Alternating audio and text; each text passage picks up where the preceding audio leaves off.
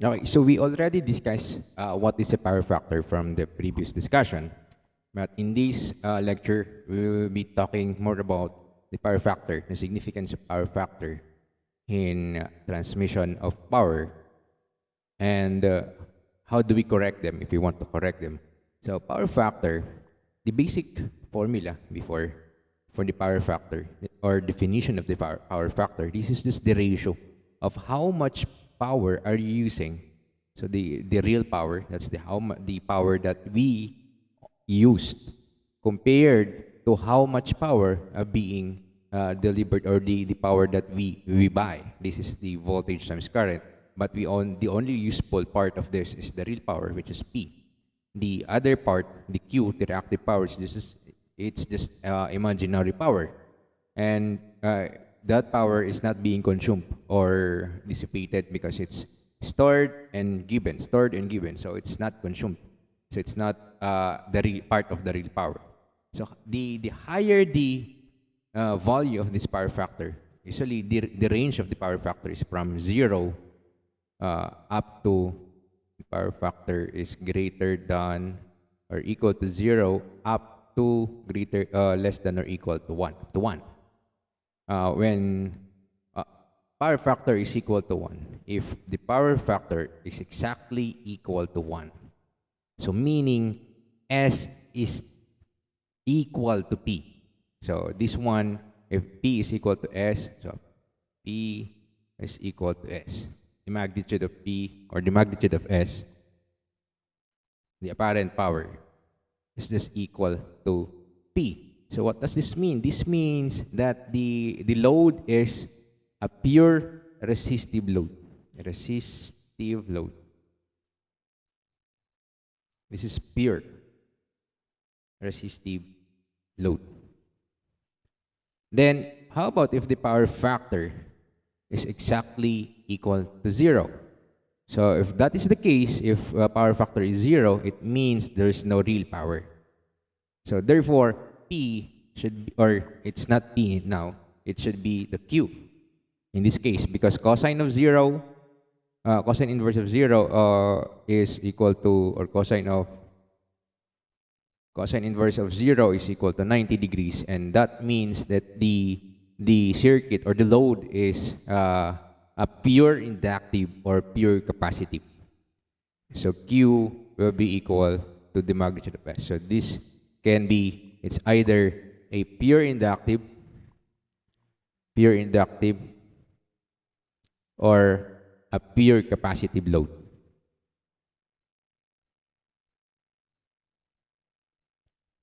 And if our power factor is less than 1, our power factor is between 0 and 1. So less than 1 and also greater than 0. So greater than 0 and less than 1. So again, there are two possible scenarios here. It's not pure anymore, but it can be an inductive load,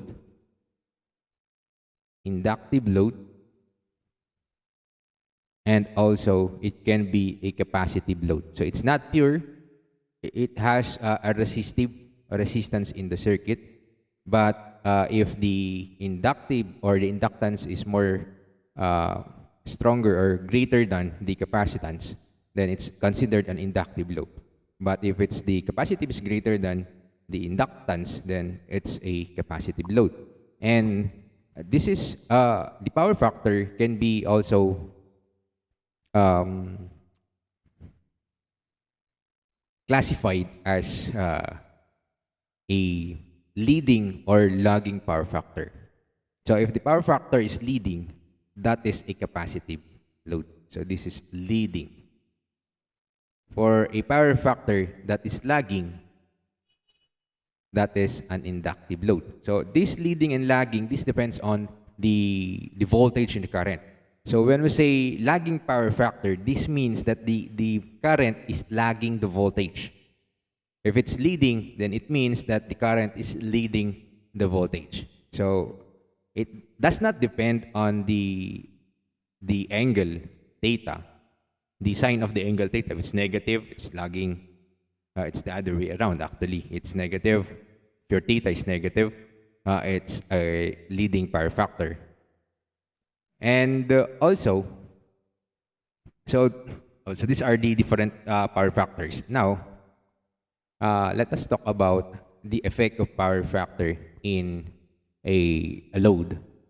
So if I have two loads, let's call it load A. I have a load A and another load B. Now these two loads, they have the same identical specs. So the power here is, let's say, 10 kilowatts. Here, also the real power is 10 kilowatts. And we have the same voltage, the same current, the same frequency, but the difference is the power factor. Here, the power factor is, let's say, 0.5, while the power factor here is, let's say, 0.9. So now, what will happen? What is the better power factor, a 0.5 or a 0.9? So how do we determine which is better? So to determine which is better, we need to solve for the current. Because the voltage is constant. Remember, our voltage sources in transmission lines and distributions is constant. But the current depends on the load. So from here, if we have a 10 kilowatt, 0.5 power factor, so if I solve for our S, the magnitude of S, here, that is just the power factor, the power divided by the power factor, the real power divided by the power factor. So this is just 10 kilowatts, 10K divided by 0.5. 0.5 is just 1/2. So the result here will be 20K, and the unit is volt amp. So if you have a voltage equal to, let's say, 200 volts, then what will be the current here? So the current will be, so this is the magnitude of the current, will be just equal to the parent power, 20 kilovolt ampere, divided by the voltage, which is 200 volts. And this is equal to around 100 amps. So this is the size of the full load, or the current full load of this load A. For load B, for a 0.9 power factor with the same voltage, V equals 200 volts.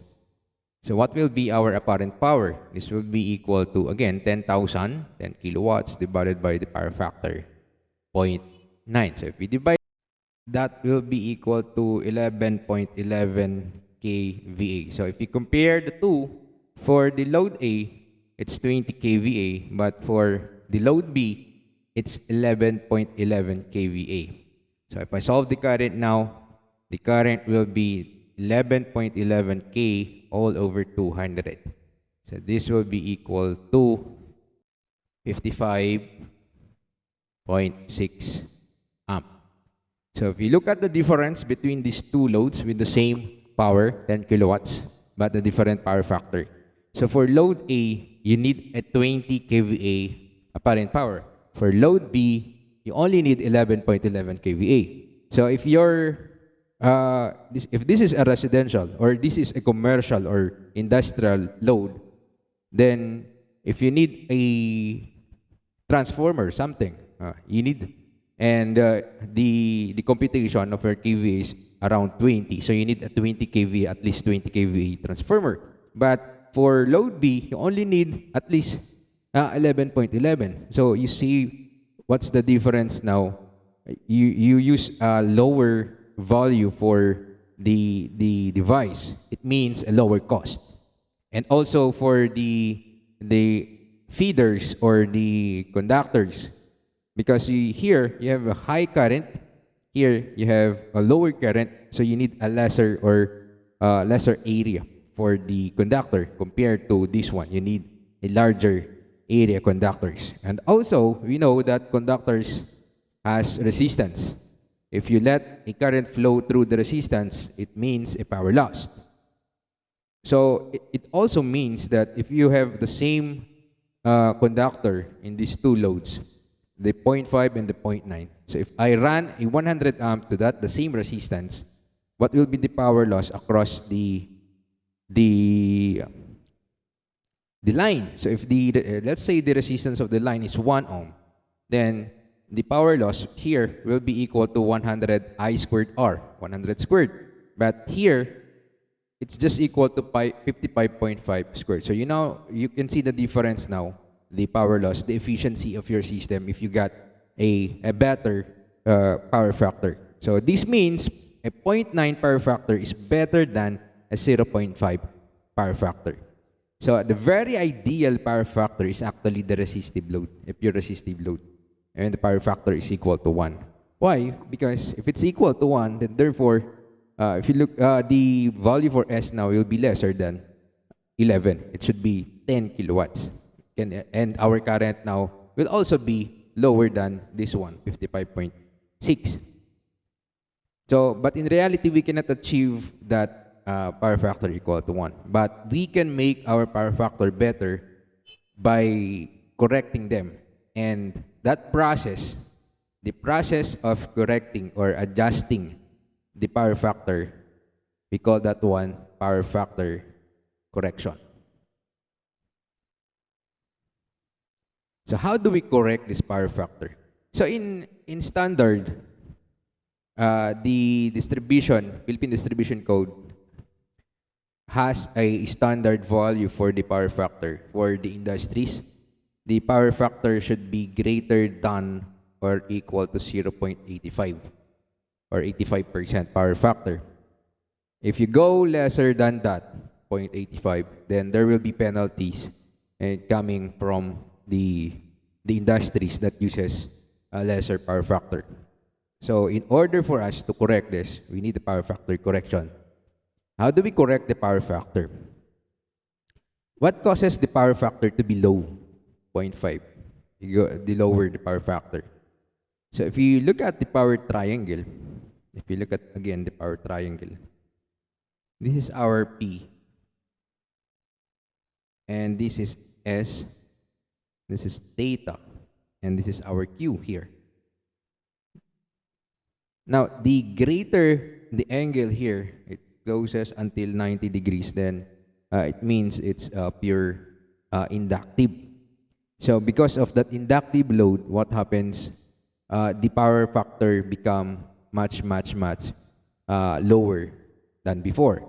So this means the higher the inductive load, the higher the inductance, it means the higher or the lower the power factor. And in industries, this is significant for industrial loads, because industrial loads are composed of motors. And these motors, these are inductive loads. These are inductive loads, examples of inductive loads. So in industry, there's so many inductive loads. There's so many motors in their industrial plants.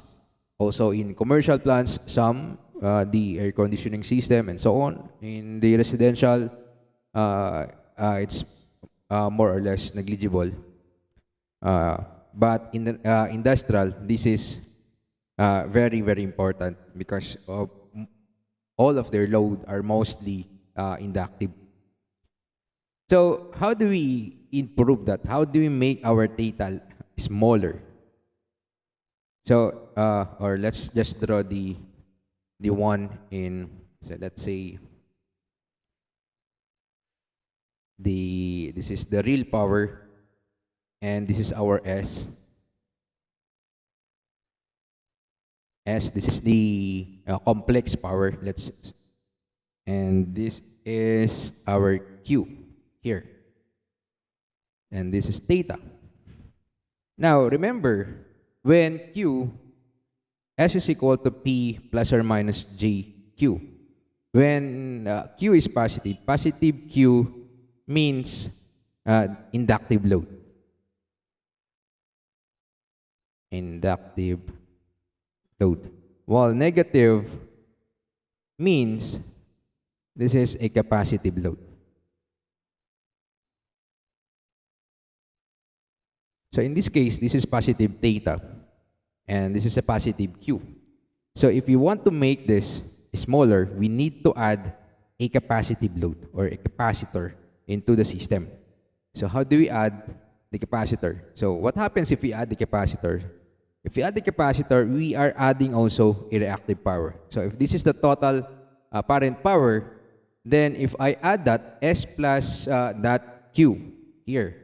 So because this is a negative, so that apparent power or that reactive power Q will be somewhere here. So let's call it Q of the capacitor, capacitance. And we need to add this with S.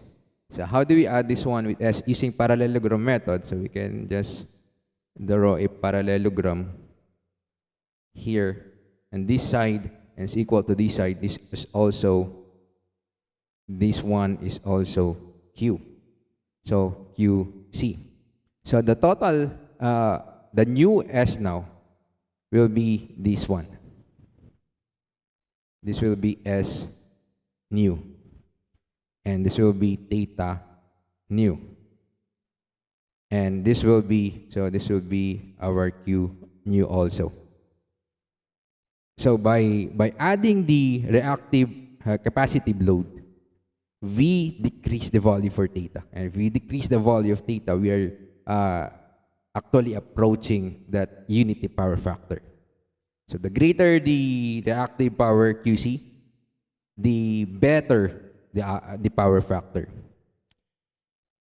So that's how we correct the power factor. We just need to add a capacitor or capacitive load, pure capacitive load. And to solve for that Q, if I want to, let's call them, let's rename this. Instead of, let's try it again.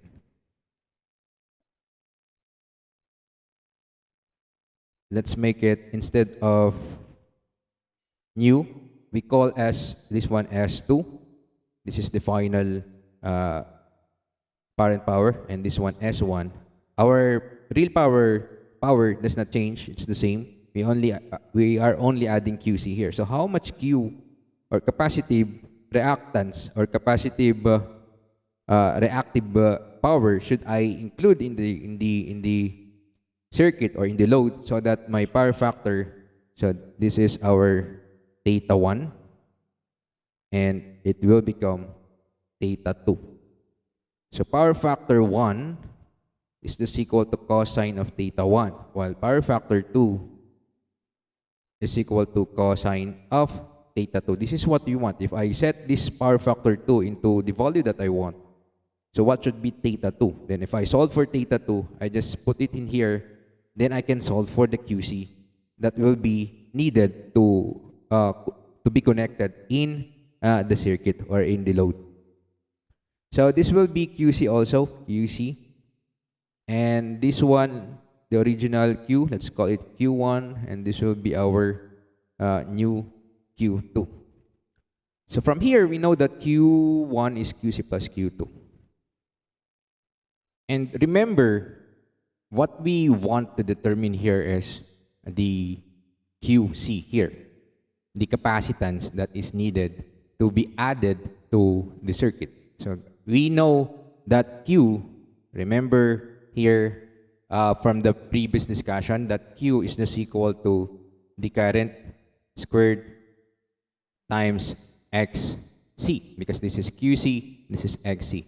So if I know QC, then I can solve for XC. But XC is equal to 1 over omega times C. So from these equations, we can determine the C. We can just substitute it here and solve for that capacitance. And also we know that from here, because we know that QC, this one here, plus Q2 is actually equal to Q1. So therefore, QC is just equal to Q1 minus Q2. Q2 is the final value of the reactive power. And but actually that's in an usual problem. This is not given. What is given is the theta 2 or the power factor PF2, cosine of theta 2. We can solve for theta 2 here by taking the cosine inverse of that given power factor.